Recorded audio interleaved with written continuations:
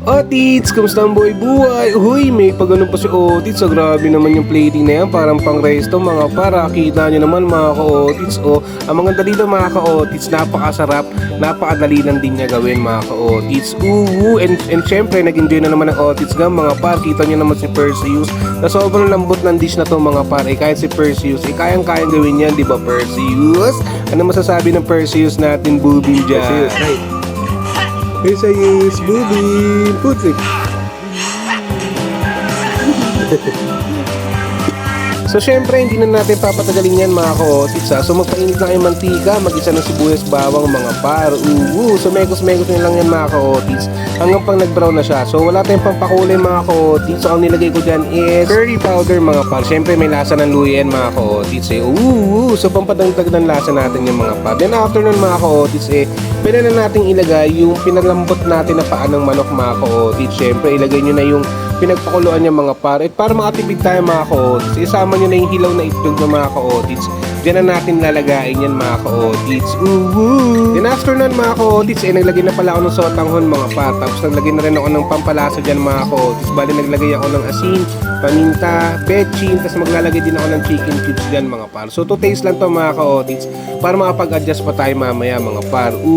Then mekos-mekos lang natin yan mga ka-Otits to cover yung sotanghon.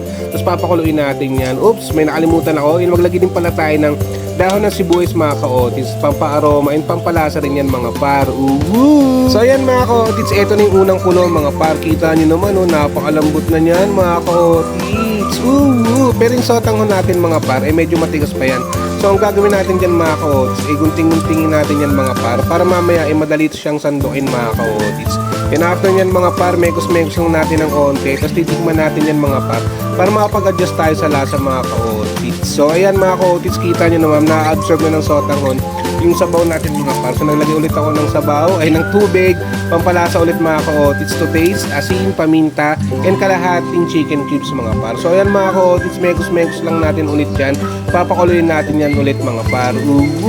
So eto na mga ka-Otits, yung pangalawang kulo natin mga par. Kita mo naman, naglalapot-lapot na siya mga ka-Otits. And sakto na rin sabaw natin mga par. So titikman na natin siya para makapag-adjust tayo sa lasa mga ka-Otits. So ayan mga ka-Otits, dahil luto na rin yung egg natin set aside na natin yan mga par. So since okay na yung lasa nito mga ka-Otits, pwede na tayo maglagay ng gulay natin mga par. So repolyo nga pala yung mga ka-Otits, mekos-mekos nyo lang siya to cover. So papalambutin lang natin dito yung repolyo mga ka-Otits. Once na malambot na siya mga par, tikman nyo ulit para mapag-adjust kayo sa lasa mga ka-Otits. Pero sa akin mga par, goods na to, mapapalambutin ko na lang to, and eto na siya mga ka-Otits. Let's go!